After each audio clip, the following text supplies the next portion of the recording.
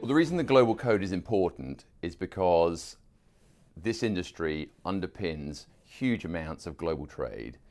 We need to ensure that people feel confident in the market, that it's functioning correctly, that it's fair and effective.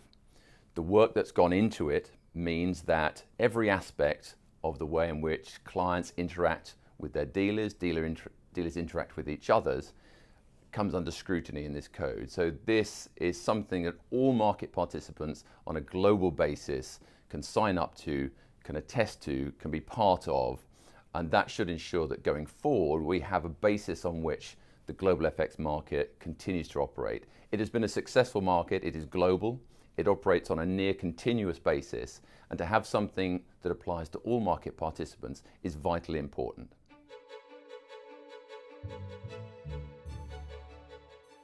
So I think straight away we saw a number of changes in the way in which the market was operating right after 2013. There was awareness that we needed to start to adjust market behavior, and that started, of course, with a number of the different national regulators putting the market under scrutiny.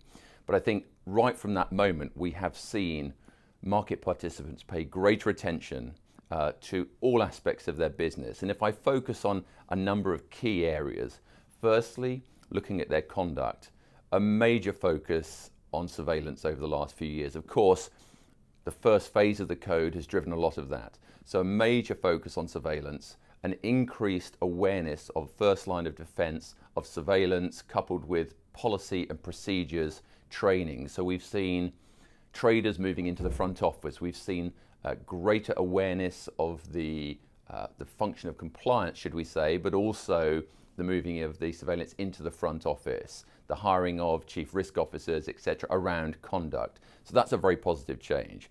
We've seen changes in business practices. So a number of the issues around segregation of orders, fixing orders, for example, major changes around that as dealers look to upgrade and change their business practices to really take stock of what is becoming the new good practice in the market.